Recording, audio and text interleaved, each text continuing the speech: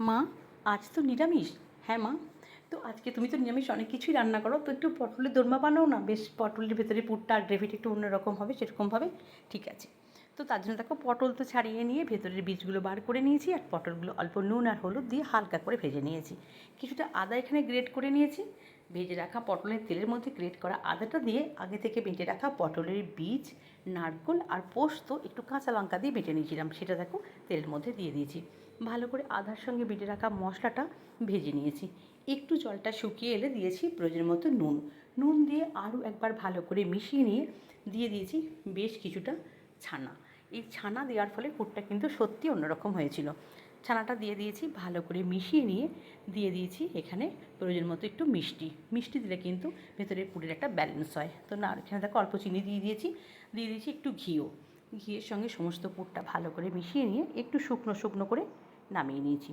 তো দেখো এখানে পুরটা একদম রেডি হয়ে গেছে। আর পুরটা ঠান্ডা হয়ে গেলে তারপর পটলের মধ্যে এটা ভরবো।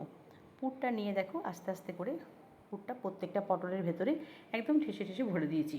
পটলের ভেতরে পুর যত বেশি করে ভরা হবে না, তত কিন্তু এর স্বাদটা বেশি হবে। তো দেখো এখানে পুরগুলো ভালো করে ভরে দিয়েছি, পুর রেডি হয়ে গেছে। এবার চলো গ্রেভিটা বানাবো। কিছুটা সাদা তেল গরম করে একটা শুকনো লঙ্কা আর গোটা এলাচ ফোড়ন দিয়েছি।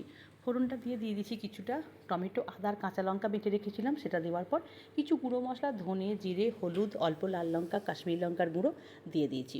আর ততক্ষণ পর্যন্ত কষাবো মশলাটা, যতক্ষণ না টমেটোর কাঁচা গন্ধটা চলে যায় আর তেল ছেড়ে আসে। তো ভালো করে ভেজে নিয়ে দিয়ে দিয়েছি এখানে বেশ কিছুটা ছানা। ছানা দেওয়ার ফলে গ্রেভিটাও কিন্তু একটু অন্যরকম স্বাদের হয়েছিল, বেশ খেতে ভালো হয়েছিল।